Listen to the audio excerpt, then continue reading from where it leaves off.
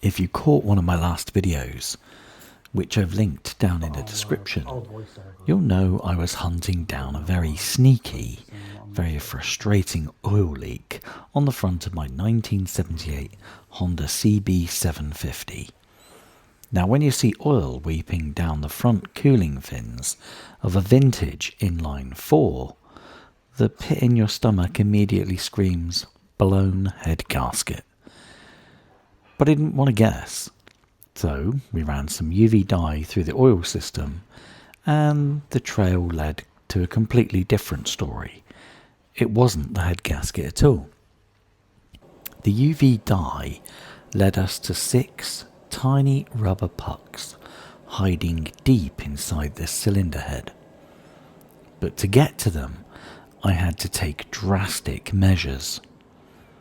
You're looking at a 90 kilogram chunk of Japanese engineering sitting on a workbench just to replace some rubber seals. Why?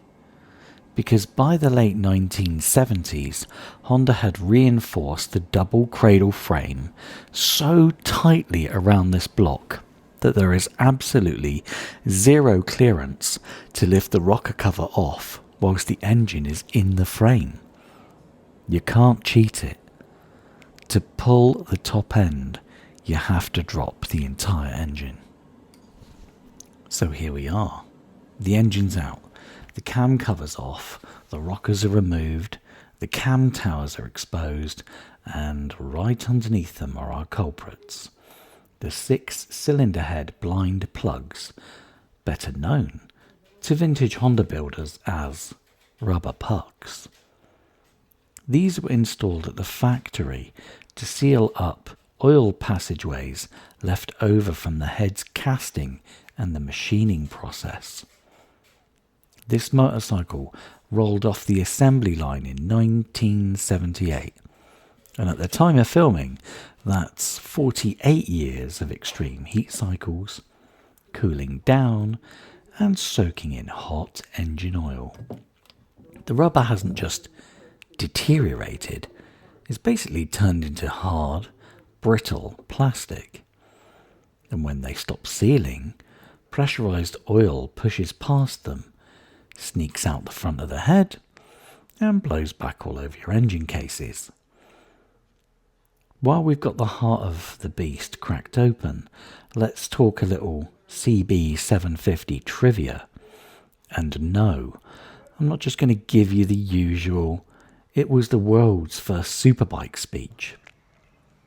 What makes this specific engine so special is that 1978 was the grand finale. This is the absolute last year Honda produced the legendary single overhead cam 750 engine. By 1979, they were entirely scrapped and a new double overhead cam setup was in place. But even compared to the famous 1969 models, this 78 engine is a totally different animal internally. By the late 70s, Honda was fighting strict emission laws. To keep the motorcycle relevant, they heavily revised the combustion chambers. They beefed up the connecting rods. They bolted on complicated Kine accelerator pump carburetors. They also added heavier steel to the frame to stop the high-speed wobbles that early motorcycles were known for.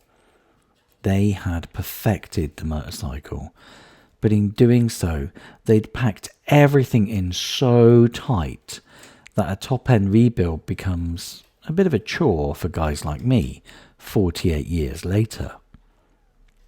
So, what's the fix? Well, we're tossing out the 48-year-old factory rubber and installing new pucks. Getting this far was a bit of a job, but catching it with the UV dye saved me from tearing off the actual head gasket for no reason.